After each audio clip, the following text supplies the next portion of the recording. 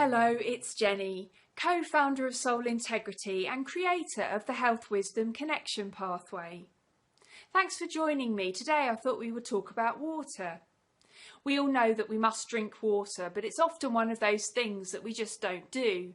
If it's cold outside, the last thing we might want is cold plain water. A cup of tea sounds better, but are we underestimating the importance of drinking water, and could we make it an easier choice for ourselves? Life on Earth evolved with the presence of water, and our body is made up of 70% water. It has so many important roles in the human body. It's needed for every bodily function in one way or another. It's essential for transporting substances around the body via the blood or lymphatic fluid, in cellular communication, the regulation of our temperature, in saliva production, digestion, detoxification, brain function, kidney function, and all metabolic reactions. It also acts as a structural component in the body to keep us in shape, and as a lubricant and shock absorber in our joints and spine.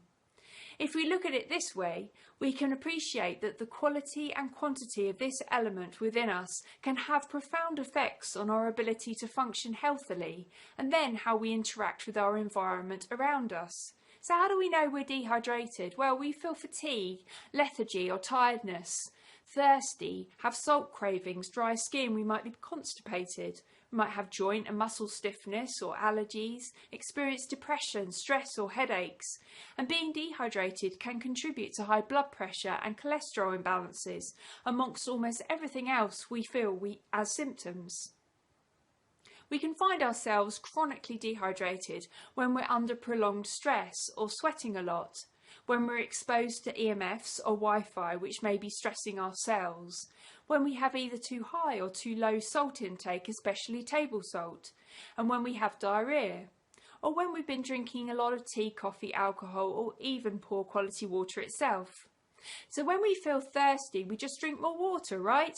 Well, in our experience, there's a difference between getting optimal cellular hydration and just drinking water.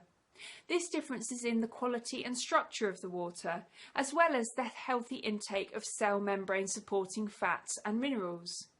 In addition to this, the health of our hormone producing glands is important. So there's the influences that we can see, and then the concept that water structure can be influenced by thoughts, feelings, words and sound frequency, which was demonstrated by Emoto. Take a look at these beautiful pictures of water crystals.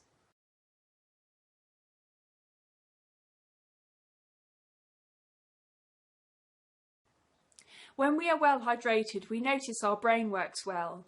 We can think clearly and have focus, our energy levels are good, and we feel more flexible in our body. We also have radiant, glowing skin. Bat Mangela highlighted that the brain and nervous system requires the highest percentage of water to function at ease, without triggering stress responses throughout the body.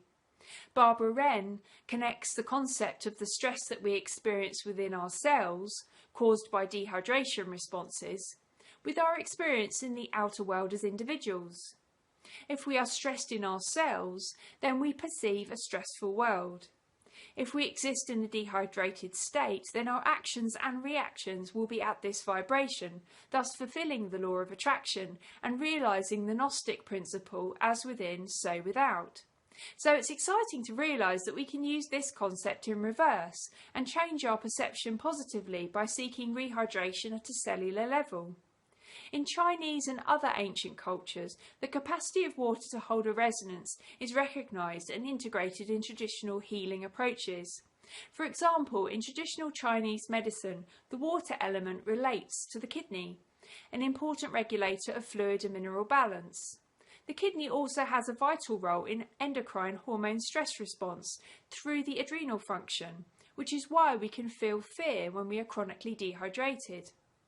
By providing the body with adequate hydration and mineralised nutrition, the membrane of all our cells carry the correct electrical charge, which then enables light frequency to communicate within our cells.